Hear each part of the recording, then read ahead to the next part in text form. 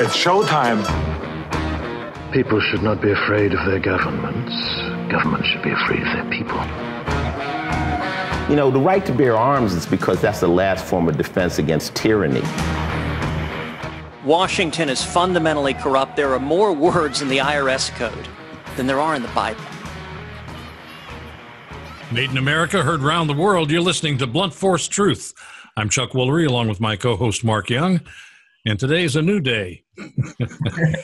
It's always a new day, buddy. It is a new day. You know what? You know, one of the reasons why, I got to tell you, I listen to and read people's comments about this program. Yeah. And you know what people consistently say about this program other than they hate you or hate me? And those are not the people that are what I call the fans. I never thought I'd laugh about that, but I find it amusing. But yeah, I know. I mean, it's so petty. I had somebody who tweeted out that you shouldn't trust somebody who has a bracelet on. Because of my bracelet? Well, it's because of mine. But you too have a bracelet on, which true. now also makes you untrustworthy. That's how bizarrely sensitive things are in the Twitter sphere. My bracelet has a sensational story. Oh, I see it. My Blue Line bracelet. See, and our guest is putting his bracelet on just to be in simpatico with us. That's right. So today, Chuck, we are going to talk to Bishop Counsel Nedd. Now, this is interesting. Let me give people a little bit of background here. He is Bishop Counsel Nedd because he is an ordained minister. Mm-hmm. He is also a constable, so he is also a law enforcement officer, and he is a member and a spokesperson for Project 21. And we've talked about Project 21 in the past because Stacey Washington has been here on the show a couple of times. Right. Terrific person. So where do we go? Do we want to say bishop? Do we want to say counsel? How do you prefer to be? Counsel. Counsel is fine. Counsel is fine. So we will receive the good counsel from the bishop on today's program. So, counsel, let's start off. We've got a few things we want to talk about. Let's talk about the Covington teen issue. Yes. So we have these young teenagers coming from a Catholic school. This boy's vilified, saying that he was trying to incite violence against Native Americans. And the only crime that it appeared that he ever committed was putting on a red hat. Right. Which has become a criminal thing now in America.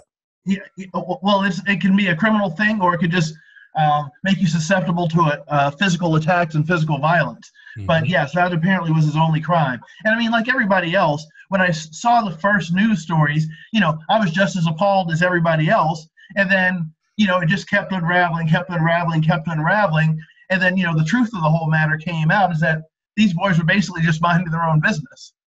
It's horrible. I thought for a 16-year-old boy, he really kept his composure. Oh, he really did. Yeah. That was impressive. Yeah. He was very mature through this whole thing, which no one will give him credit for on the left, that's for sure.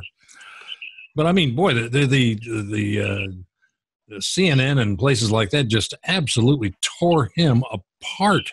I mean, they really tried to destroy him. And in fact, I'm not sure that they didn't. I think that will probably still live with him for the rest of his life. Oh, I'm sure it will. I don't think it's going away because I also remember, even that the Roman Catholic diocese there that sponsored that school, they bought into it as well too, and immediately responded and lambasted these kids and had to walk it back. At least they had to walk it back, unlike some of the media. You had so-called Hollywood celebrities like who's the scumbag that I can't stand the guy. He was from Sons of Anarchy. Oh yeah. Hold back. Yeah, I'm trying to hold it back. Who was saying how, this kid's got a, punchable face. Yeah, right. And I'm going to punch him in the face. Right. I mean, what kind of people want to punch 16-year-old children? Right. Bullies. Bullies always want to do stuff like that.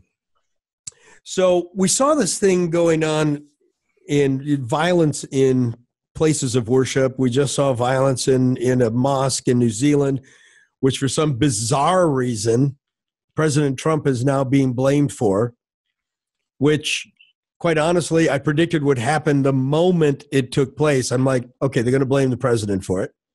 Right. And these are the people who say, not my president, but they think he's the president in New Zealand. But at any rate, what goes on in your church? I'm assuming one of these things won't happen at your church. Well, one of these things, well, God willing, the people at my parish will be allowed to just worship freely and do what we need to do without any sort of interference or threat of violence. But also, by the same token, my parish is prepared for anything like that to happen. We've trained our people some, and there were a couple of articles about it. But I carry my duty weapon with me when I'm at church. Where are you located? State College, Pennsylvania, where Penn State University is. Oh, okay, all right. So you actually carry a piece on you. I do. Mm-hmm. Yeah, and that's while you're in the pulpit. And that's while I'm in the pulpit and celebrating communion. It's with me. So you have basically what you have is high ground. Yes, I have high ground, literally. Right. But I'm a priest, but I'm also a bishop, and the bishops carry the croziers, the long sticks, which is the shepherd's crook, and it's used for guiding the sheep, but also it's used for defending against the wolves. That's why it has the pointy end on the other side. Right. I have an obligation as a clergyman and as a bishop in particular, which literally means overseer, to watch over not just the cure of souls of the people that go to my parish, but also, their physical well-being as well. To watch over your flock. Right. Yes, I understand. Now, do you allow people in your congregation to carry weapons? They can carry weapons. I don't frisk anybody. But I have a general idea who in my church carries a weapon. But yeah, we don't frisk people when they come through the door. But if you're coming through with ill intent, people should know that there's not just going to be passive victims sitting around waiting for whatever sort of mayhem to happen. So, counsel, for those who obviously can't see you, you are a black man. Yes. You are a pastor. You are also a law person, a person of the law community, law enforcement community. So, let me ask you a question. Since is most of your flock, are most of them black, or are most of them people of color? Or are they mixed? No, most of my congregation is white. Oh, they are? Yes. Yeah, and what and how did that happen? I mean, it sounds like, well, I mean, you know what I mean. Everybody kind of gravitates to their own, confirmation bias. Right. So, yeah, go ahead. Well, so I'm in an Anglican parish, which is essentially a traditional or traditionalist Episcopal church. Right. And in America, most of the Episcopalians and Anglicans tend to be Caucasian. Right. There's a high West Indian portion of Anglicanism and in the Episcopal Church in general, but my congregation here in State College happens to be mostly Caucasian. Okay. Well, we know that we're learning now that all white people in America are racist and are members of the KKK. And look alike. Well, we all look alike. Yeah, we all look alike. You're right. So we're finding this to be the case. So do you have a church full of KKK members, and you're the black pastor? This is a little odd. Yeah, well, yes, I know it's hard for people to get their heads around, but we've got a good little community, and we love, care, respect for each other, and that's what we try to foster there, and that's what we teach, and that's how we try to live. How do you see this whole thing? From your perspective, from the perspective of the pulpit, from the perspective of a citizen, from perspective of a law enforcement officer, and from perspective of being part of the black community. How in the world do you see this whole attempt to divide us by the left of saying, Trump is a racist. They called me a racist. They've called Mark a racist. Everybody that's white is a white nationalist or white privilege. What is going on here? What is the attempt, and how do you see it affecting your community, if you see it at all? So I'll start out by saying this. I think everybody on the left and the right are using the term racist way too much. They're using it so much that it doesn't really have any real meaning in my head.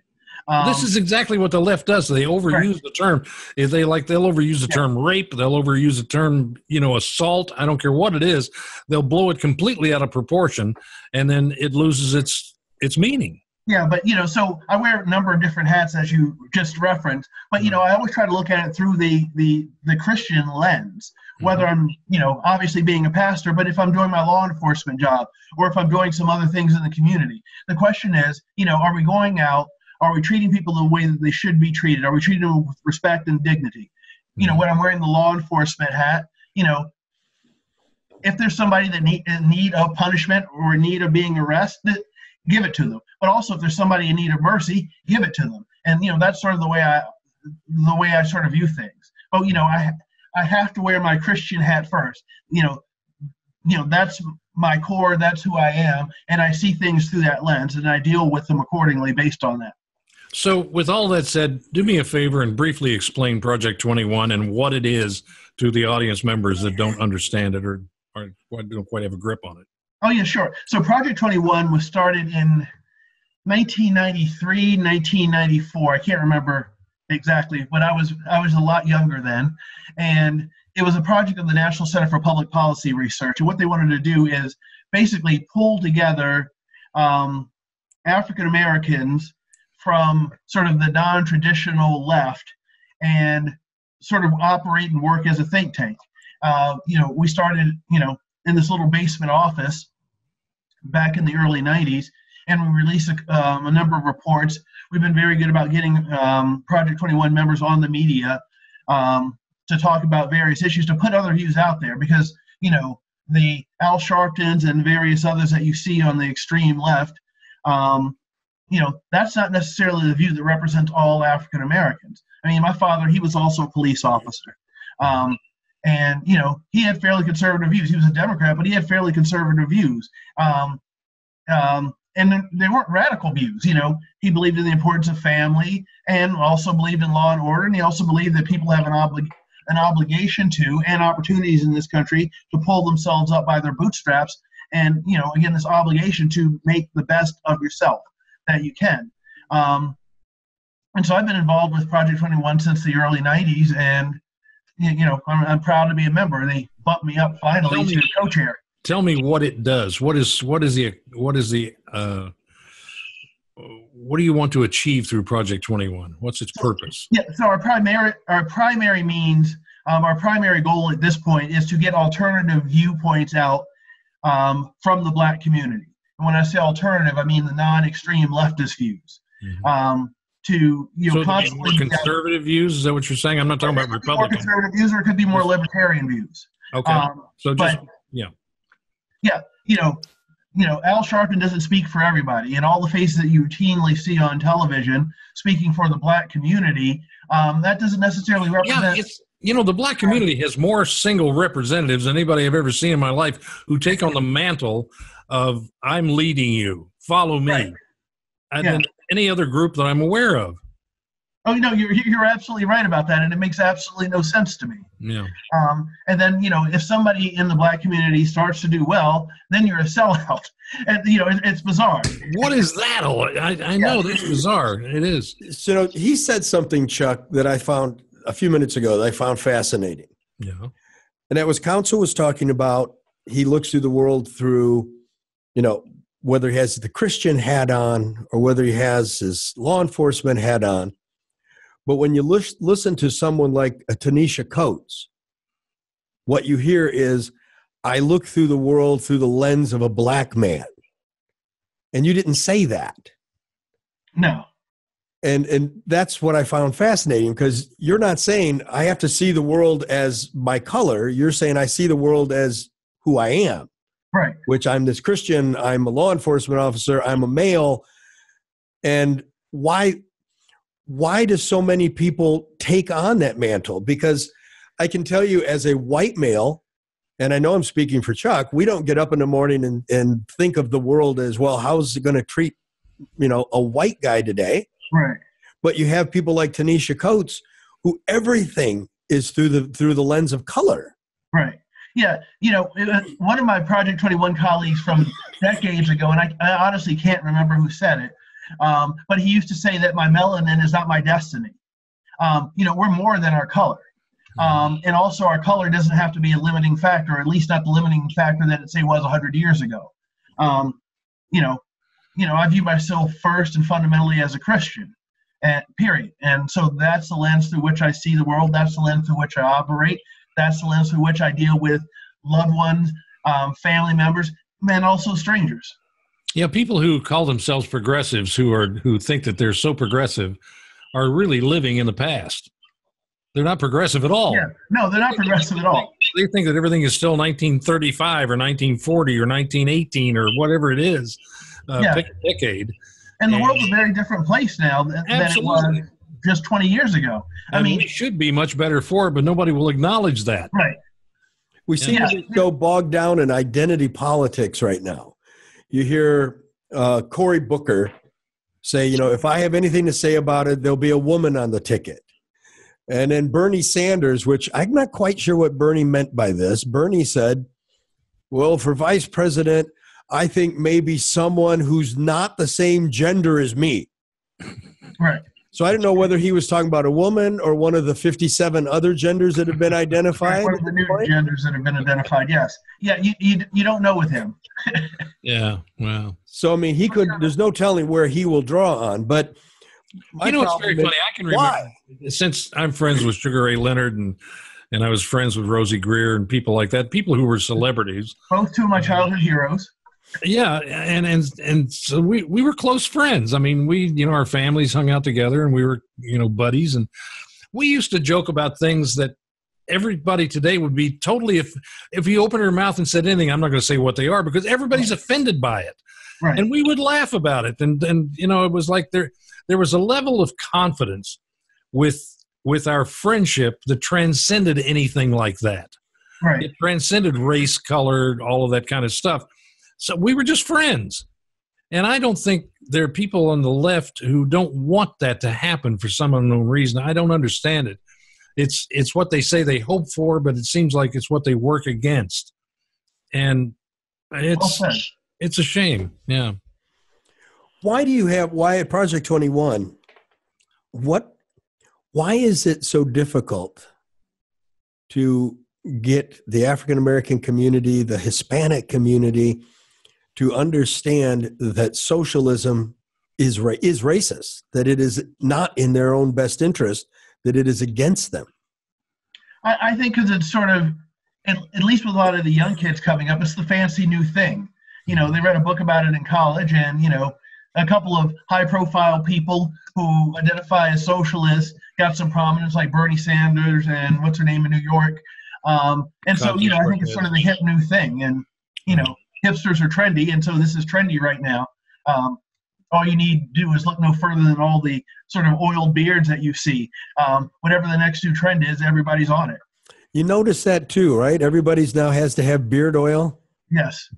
You can't just grow a beard now. Now you have to have a whole countertop of essential oils for it.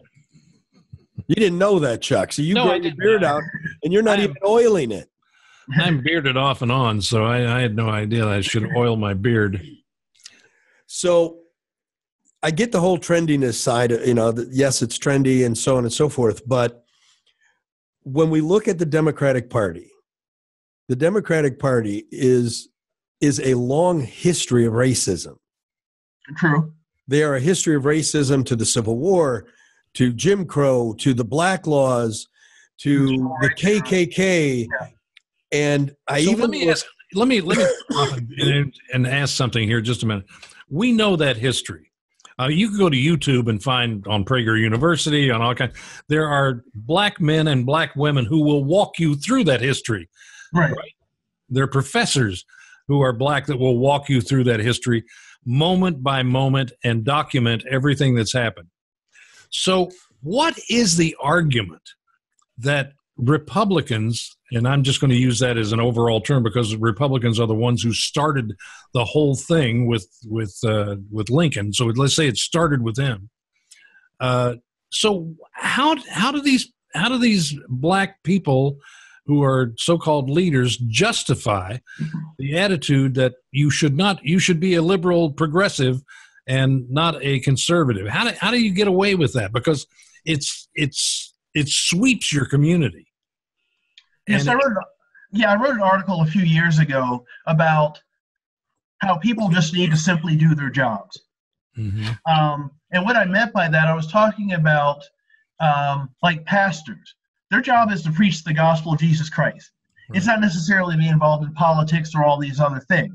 Mm-hmm. Because, you know, the job of a pastor is to, again, preach the gospel of Jesus Christ, not echo everything you hear in the street or on the street corner or what you hear on TV. Because I think that, you know, what happens is, you know, people get into a certain lofty position and then they just literally simply get corrupted. Yeah, power is a corrupting thing anyway, and that's once you get into that position of authority, it'll corrupt you if you're not careful. Yeah, and so, you know, if you're slightly ethically challenged and you find yourself in some sort of position of authority, it's not difficult to sort of take the next step and say, well, you know what, you know, maybe I will sell out on this issue if this will bring me some more prominence or money or, you know, fill in the blank. You know, people need to be grounded, and, you know, you've got people literally leading hordes of people astray. It's true, but churches across this country, not only in race and in culture, but faith. I mean, it is literally an anti-faith movement. It's like if you have faith, the faith needs to be in the state, not in Christ. Right. It's really an interesting conundrum, isn't it? Yeah, no, and it doesn't make any sense to me. You know, if you look at the argument on gay marriage, you know, for a while, you know, all the black pastors were against it, and then all of a sudden, apparently, as if there was some new revelation from God, the Bible didn't say what it really said. And well, was that God Obama? And now everybody is now in support of gay marriage. Was that God Obama? Because he changed. Right, and exactly. All of a sudden he was for it, and then it seemed like everybody was for it. Right. You know, things get trendy. People lose their focus. They lose their why. Why am I in this job? Why did I get put into this position? You know, why am I here? And they lose their why, and then that's when they get in trouble. I'd like to introduce you to a new type of podcast. And by new, I mean there's never been anything like this before, not in terms of scope or ambition. The show's called Living Beyond 120. Science proved that lifespan could exceed 120 years back in the 1960s. And the Bible first mentioned living to 120 years 6,000 years ago in the book of Genesis. But the question is, how do we get there? Living Beyond 120 tries to answer this question. The show is an exploration into human longevity and what it will take for us to live longer, healthier lives, featuring interviews with some of the most respected minds in longevity science and tackling big subjects like how the medical system, big pharma, and maybe even our own government don't want you to live longer. Living Beyond 120. It's hosted by me and my co-host, medical expert, Dr. Jeffrey Gladden. You'll find the show on iTunes, Stitcher, or your favorite podcast directory, and you can also listen to it at the website livingbeyond120.com. So I'm going to come back to this with the Democrats having this long history of racism. And I want to give you an example. You're probably aware of this. If you look, as an example, if you look at gun laws today, now obviously you're pro-Second Amendment. Right. But I'm pro-Constitution. Thank you. Absolutely. There you go. That's me too. When we look at the most restrictive gun laws in the country, like in Chicago, Chicago's gun laws are racist. They are designed to keep black people from having legal guns. But conveniently, Illinois blames it on Indiana. Right. What? I know, but look at the gun permit thing there, Chuck. You can to apply for a gun permit, it's $500. I know. So for a poor guy living in the south side of Chicago, that's a lot of money. Right. And you have to go before a gun board, and the gun board decides if you're allowed to have a gun. They never decide to let a black guy have a gun. They only give guns to suburban white guys. Right. And well, then the other issue is that, again, it's an old argument, but the fact is, and criminals aren't remotely concerned about that process. Of course not. They're just going to go ahead and do what they're going to do, get all the guns they want, they get and do whatever they want to do with it, knowing that they've got an unarmed population that they can just literally victimize. Yeah, their gun store is the trunk of a car. Right. So back to Chuck's comment then, why do so many people in the black community stay loyal to the Democratic Party? Is it peer pressure? Because peer pressure is very strong. I mean, I don't care who you are.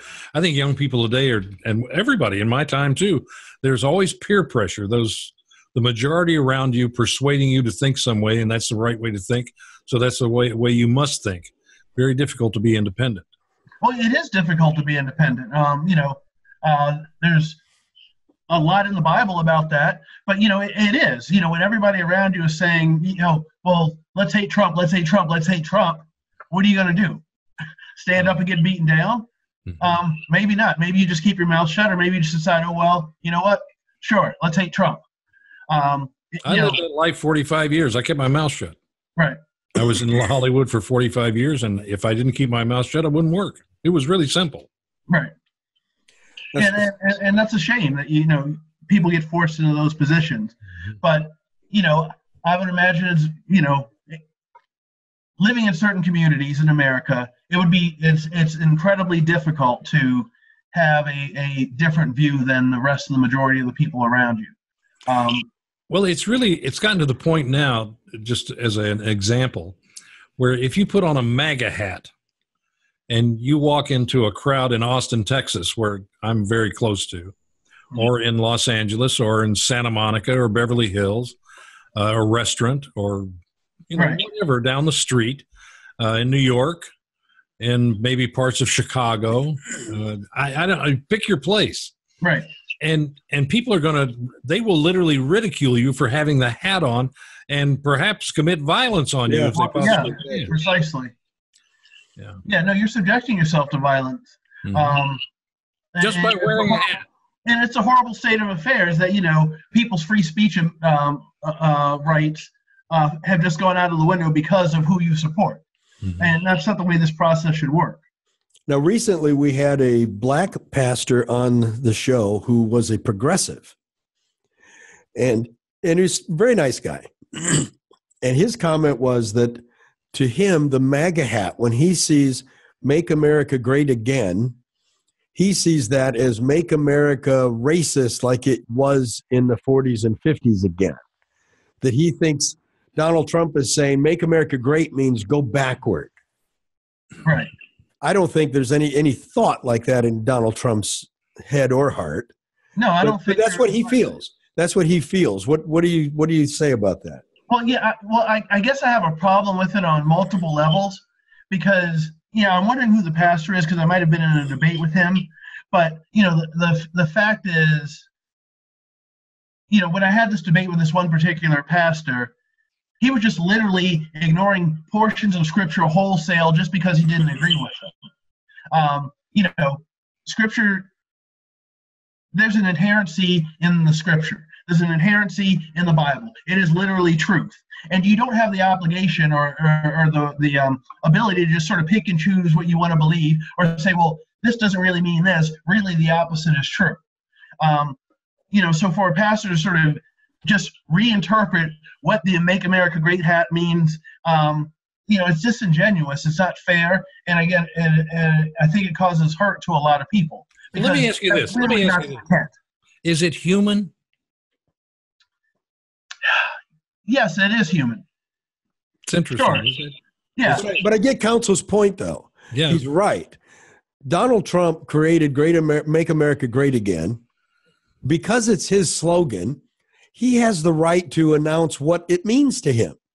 This is my interpretation because it's my hat. Right. Counsel, this is interesting to me because the left primarily really doesn't like this country. They hate this country. They hate the founders. They hate the fact that white people founded it.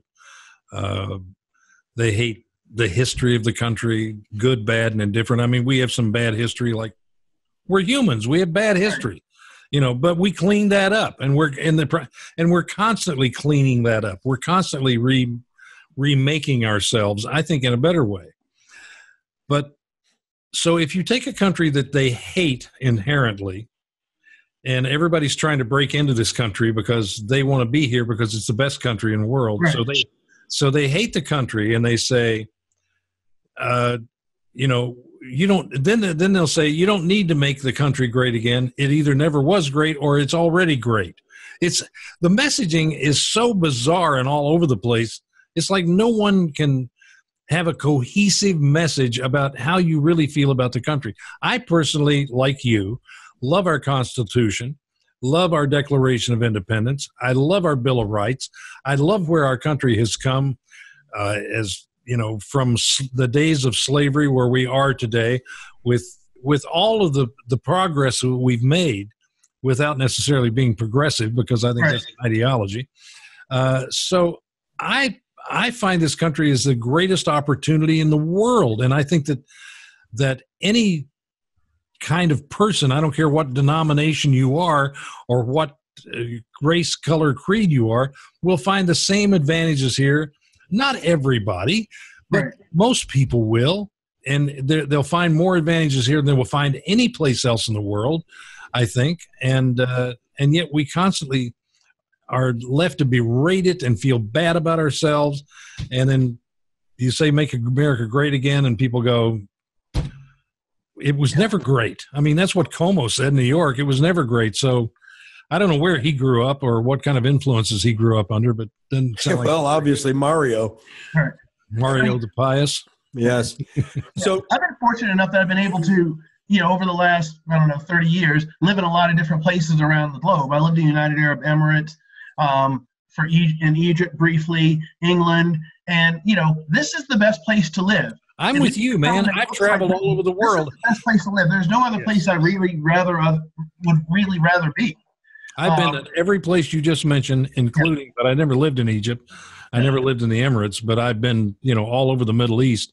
And the one thing I noticed is I couldn't wait to get back home. Yeah. And I also noticed something else, that every time I talk to someone, they'd say, "Oh, you're an American." Yes. Where do you live? I live in Southern California, because I was living in LA. I live in Southern California. To a person, they would say, "Someday I'm going to come there. Someday I want to be an American. Someday and I'm thinking, but you're Greek, or you're whatever, you're Jordanian, or you're whatever. But the goal of the world is to be us." But let me give you a comment on that, Chuck. This is the only country in the world where we're built not on a race of people, not on a specific religion of people. We're built on an ideology. Mm-hmm. Being an American is an ideology. It is an ideology of individual freedoms. And you can be an American. So this is what I always say. We have geographical Americans here in this country, people who have a passport that says American, who belong in Europe. We have philosophical Americans. And guess what? There are people all over the world who are philosophically American because they just seek freedom. Mm-hmm. They just want to have the right to determine their own outcome. Counsel, I got to tell you something. I am so happy, and along with Mark, to have you on the show. I really am, because you are kind of a voice in the wilderness, which is interesting. Well, you are, and men and women like you are voices in the wilderness right now. And to be able to stand up for your principles and what you believe in and the principles of this country takes a lot of guts. It's tough. A lot of fortitude. And I really, really appreciate you. Well, thank you so much. I mean, that's sincere. I'm honored by the comparison to John the Baptist. Well, okay. Let me hit you with a couple of questions. We'll all be compared to John the Baptist to a certain extent sometime. Yes. So I'm going to ask you a couple of questions. One, is white privilege really a thing? I wouldn't know. Well, I disagree with you. I think it is, and I'll tell you why I think it is. Well, I'm not saying it isn't a thing. I'm asking his opinion. Well, you said no, but I'm going to. No, I said I wouldn't know. Oh, well, okay. That's even more fair. But since you're a black man, you wouldn't know.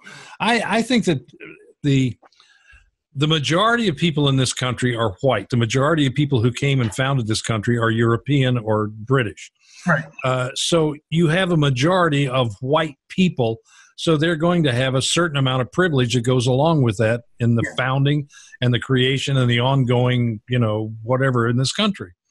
So any group that comes in, even you can go to Italian, Irish, not just black or Mexican or brown, whatever you want to put it, not just race or color, but also ethnicity and where you come from and what country you come from. There was a time when my people, I'm Irish, when we were indentured servants, which oh God, the Irish were just looked down on. It was like slavery at the time.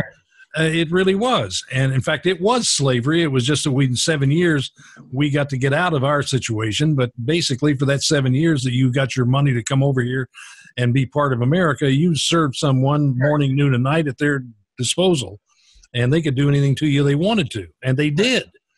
So I'm not trying to equate myself with slavery or anything like that. I'm just saying this has gone on with so many different, communities and people that yet there's this place called America where we can all come together and be one. It's not human nature to do that, but we have the opportunity to do that where you can't do that in most places. And but along with that, I think there is a certain amount of white privilege that is undeniable, but it's like a lie. But Chuck, wouldn't there also be IQ privilege? A great lie has to have a certain amount of truth in it, or it just doesn't work. Right. So I think white privilege is like one of the great lies. There's a certain amount of truth in it, but it's not really real. But Chuck, wouldn't there also be IQ privilege? Well, I suppose. I mean, I've been in the argument or under the argument. I thought, who dominates certain areas in our lives? There are certain people that dominate. Is it because they're privileged? Is it because they're better? I mean, black men dominate sports, right? Almost all sports. Yeah. It's because you're better at it than we are. It's just that simple. There was at one time when white privilege was afoot that all white men played those sports. And then once black men were introduced to baseball, basketball, football, they began to dominate. And now they completely dominate the sport. So is that black privilege? Privilege? No. It's just that you're better at it than we are. Period. Well, like I said, if you look at some people are born smarter than other people. They didn't do anything to get there. Some people are born taller. As I've said before, I'm never going to play in the NBA because I wasn't born 7 feet tall. So I'm disadvantaged. So should the NBA have to lower the nets? But I think I think everybody needs to play to their aptitudes, whatever they are. Right. You need to play the cards you're given instead of screaming about the playing field. If you're a great athlete, play sports. Which is an individual thing. It's not a corporate thing. It's individual. And this is what I think the left wants to do, is to kill the individual. And it's always one size fits all. So and here's my next question for you. Fit all. It never has. You can do things that I couldn't possibly do. I can do things that you can't do. I know I'm not going to look as good as you when I'm 78. Yeah, right. I'm sure. Nobody is. Yeah. Stop, you guys. Come on. I'm an old person. We refer to him as terminally handsome. Yeah. That's me. So, counsel, what do you think of this? And I'm not asking these questions because you're black. I'm asking this question because I think. I asked some of my questions because I know you did. I want to get perspective. But you're supposed to be a racist. I heard that on Twitter. Well, of course I am. Jesse Smollett. Yes. What is this guy just turned? I mean, has racism gotten so bad that you have to pay people to be racist now? I mean, what's the story here? What's up with this? That story is just absolutely horrible at every step of the way. It's sort of come out now that basically he was concerned about his job on the TV show. Do you believe that? That he wanted more money and this is why he did it? I liked the show the first 2 seasons and then it lost me. Something absurd happened and it just lost me. But I loved it the first 2 seasons. Right. So, I just don't know. But, you might have some familiarity with this, Chuck. But, when people are on TV all the time, they get used to being on TV and they want to be on TV more and they want to get paid for being on TV. And so, Jesse Smollett, yeah. Was he trying to get some more publicity for himself? I certainly think so. Did he think that he was going to further some sort of modern black cause by, take out multiple birds with one stone? Yes, I'm personally being attacked. Watch my TV show more. And yes, I was attacked by Donald Trump supporters and they were white and they put a noose around my neck and everything else. I mean, it's just absurd. Mm-hmm. Like, I don't know at what level he thought this was a good idea. But the fact that he went to this extreme, carried this lie on as long as he did, and did the harm that he did, I think that's the biggest crime right there. Well, I think and wrote a check to the people. Had the sympathy of many people who interviewed him. Oh yeah. They just fawned all over him. It was amazing. Yeah. So my point on this is, okay, Jesse Smollett is an idiot. Right. I think. Right. Yeah, I mean, that was stupid. And I'm not saying he's an idiot about everything, but he was an idiot on this one. Right. And he wrote a check to the people that he had attack him, which was great because you always want a paper trail. Right. Paying people off. Don't use cash. Write them a check. Why didn't he show up with paper bags with cash in it? The old-fashioned way. All right, so the old-fashioned he's an idiot, and he's a stupid criminal. He's no good at being a criminal. And let's say that he did this because he thought it was going to help him with his job. Now, by the way, little side note, Chuck has had 7 hit television shows. At no time has he ever paid anybody to beat him to get any of those shows. I didn't know. Well, there was that one time you had me step on your toe at Disney World. But other than that, he's never paid anybody to beat him to get onto another show. Mm-hmm. My problem with the Jesse Smollett thing is so many news people, Hollywood people, and politicians jumped in on this bandwagon of Donald Trump caused this. These are your Trump supporters. These are the KKK. And no one's reversed it. No one's backed it. No one's backed up, walked backward and said, hey, wait a minute. I was wrong. I shouldn't have said that. Yeah. Civility is not required if you invoke Donald Trump's name, apparently. Right. You can just say and do whatever you want. If Donald Trump's name somehow involved in it, and then when you're proven to be wrong or false or just lying or committing a crime, then you can just walk away from it and there's no consequences. This is like a stage play where the stage is set, the players are on it, they come on and they start this whole thing, and then eventually it's packed. The audience is packed. And then one by one, by the time you get to intermission, half the audience is left. They've caught on to the game. And they just walked out. And eventually it'll be an empty auditorium with people talking to each other. Because Jesse Smollett did nothing more than use racism to promote himself in the worst way possible. And because he was able to in the environment that's been created today. And that's the really sad part about this, is it's promoting an idea that I don't believe exists. I really don't. I think there are many people who on the right, the left, black, white, brown, whatever, are racist in their own ways and can be perceived that way by anything. Everybody's so thin-skinned today. I mean, my gosh. You got to give Smollett credit. He is better known now than he was before this incident. Sure. Yeah, I don't know if that's a good thing or a bad thing. Yeah, whether he realizes it or not, he damaged this country. He damaged race relations in this country. For his own self. Harmony in this country. He single-handedly caused a lot of damage to a lot of people and to this nation as a whole. That's what I was trying to say in a very bad way. Convicted for. Yeah. But my issue is, okay, he damaged the country. He has no credibility right now.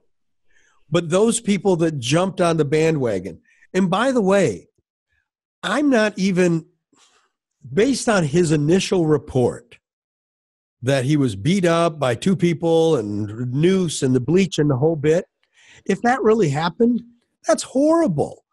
So I understand people saying that's horrible. What I don't understand is why those same people don't say what he did is horrible. Well, yeah, and so because they lack credibility when they don't. There's an outcry, and so the NAACP is giving out their image awards, and he's, I guess, apparently getting an image award. Oh, not now. He's created an image now. So they're trying to rehabilitate him already. Yes, they're trying to rehabilitate him already. But, I think it's irresponsible to give him an image award in light of everything that happened. And I guess they were given the opportunity to sort of walk it back and, rescind the nomination, and they decide they're going full speed with it.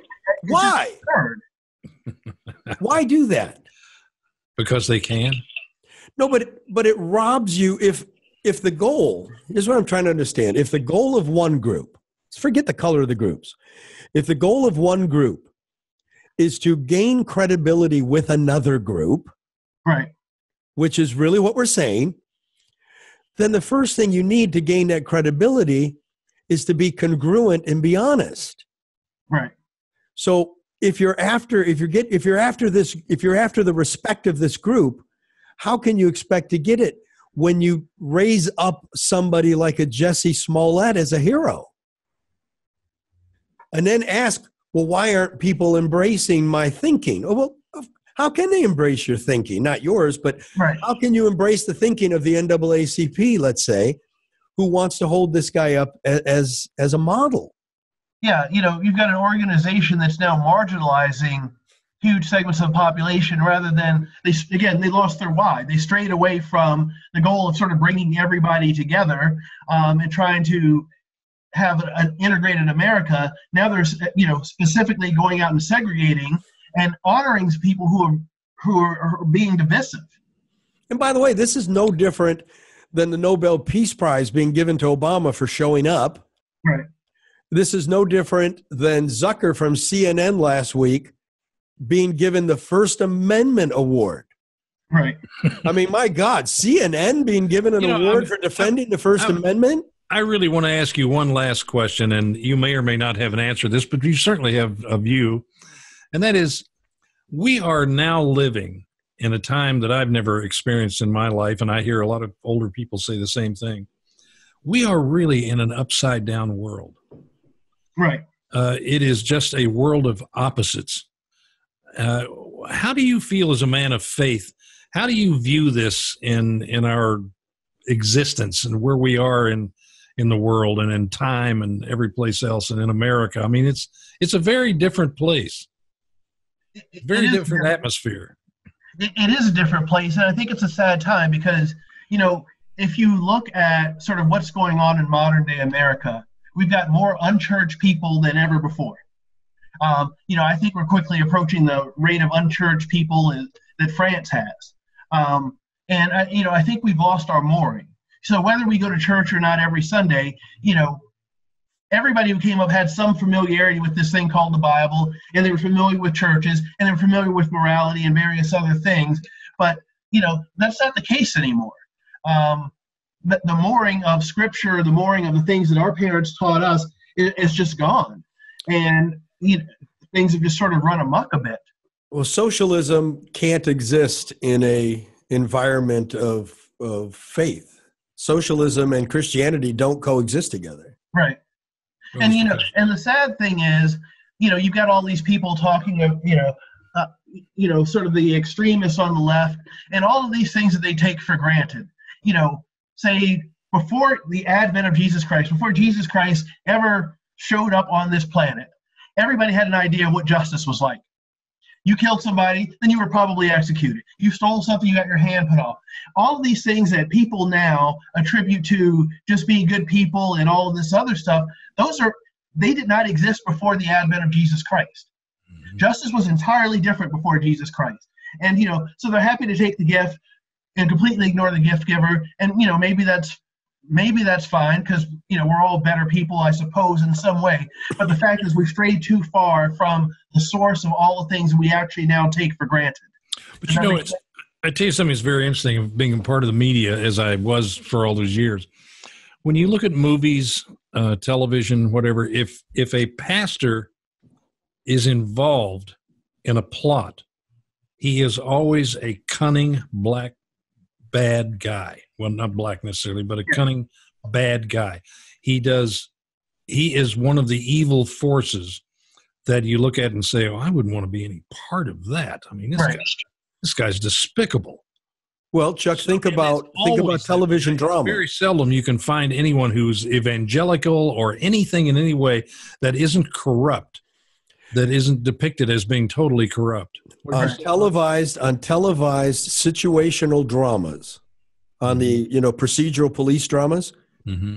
by measurement, 83% of the villains are wealthy white men. Mm-hmm.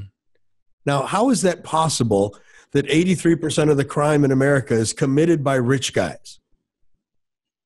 Yeah, white or not, just rich guys.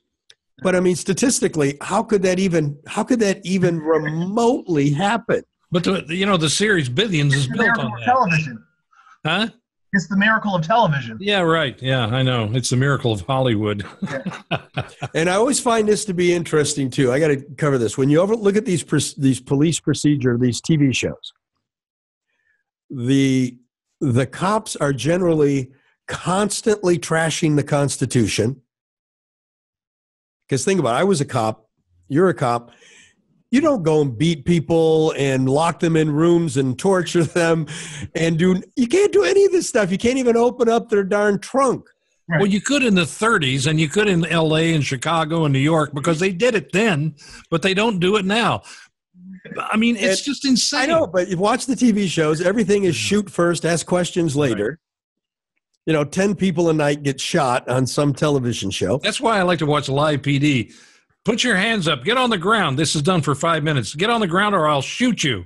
Don't threaten me or I'll shoot you. Get on the ground. Put your hands behind your back. Get on your knees. Walk backwards toward me. I'm telling you one more time. It's like I'm going, shoot the guy, will you? Stand on one foot and rub your head.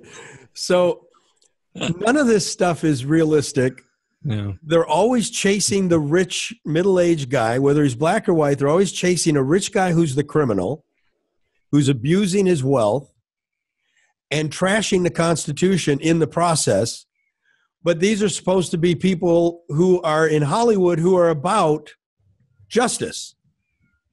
So why are they making movies about shooting everybody and trashing the Constitution when they're supposed to be social warriors that are out looking out for individuals' rights? I mean, none of it makes sense. You're absolutely right. Yeah, no, he didn't leave you anything to say, does he? Because he said it all. Hey, counsel, thanks a lot for being on the show. Is there anything that you'd like to leave us with? One last thought? I don't know. No, thanks for having me on. And also, I sent you to your Twitter account the link about the Jesse Smollett getting the NAACP Image Award. Okay, thanks. I sent that to you on your Twitter just now. Yeah, follow me on Twitter, too. I just followed you. I'm at Mark Young Truth. Okay, great. Yeah, no, thanks so much for having me on, and I'd love to come on and chat with you guys again. And sorry for the technical difficulties. No problem. We loved having you on. Thank you so much, counsel. It's been all right, take care. God bless you both. Thank you. God bless, brother. Well, Chuck, he was very refreshing and terrific to have on. No kidding. If you enjoy today's Love show, people like that. Absolutely. If you enjoy today's show, make sure to send it to other people. Go to iTunes, iHeart, Stitcher, leave us a positive review. And other than that, Chuck, any other thoughts? Have a great week, everybody. Enjoyed being with you, and we'll see you next time on Blunt Force Truth.